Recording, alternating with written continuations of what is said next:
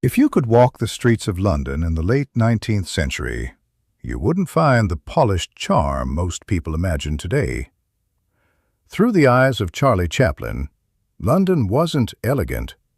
It was unstable, unpredictable, and above all, unforgiving.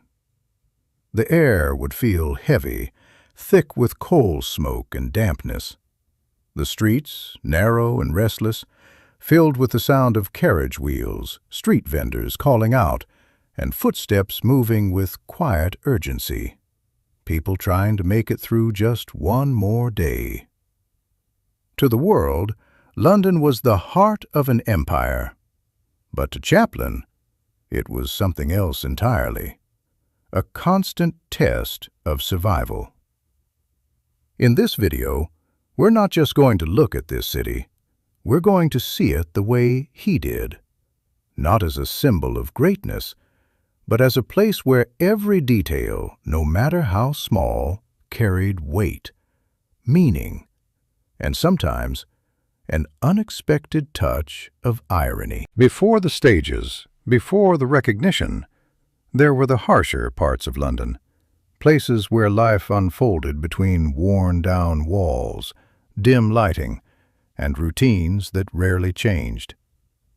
Through Chaplin's perspective, the city wasn't defined by beauty, but by contrast. Well-dressed men passed by without a glance, while just a few steps away, children turned scraps of space into makeshift playgrounds. Women carried heavy baskets through muddy streets, carefully avoiding puddles, while vendors shouted offers that dissolved into the constant noise of the city. But this is where something shifts. Because Chaplin doesn't just see hardship, he studies behavior. He notices the gestures, the small exaggerations, the unintentional moments that reveal something deeply human. A stumble becomes expression. A tired glance becomes a story. An ordinary moment becomes a scene. And little by little, London stops being just a harsh environment. It becomes an unintentional stage where everyone, without realizing it, is playing a role. Over time, what once felt like pure survival begins to take shape. Because in observing London this way, Chaplin isn't just living in it, he's learning from it. The hardship doesn't disappear, the inequality is still there, the pace of the city remains fast and indifferent. But now there's something more: interpretation. Those same streets, the same faces, the same small, everyday moments begin to transform into something that can be shared, understood, even felt by others.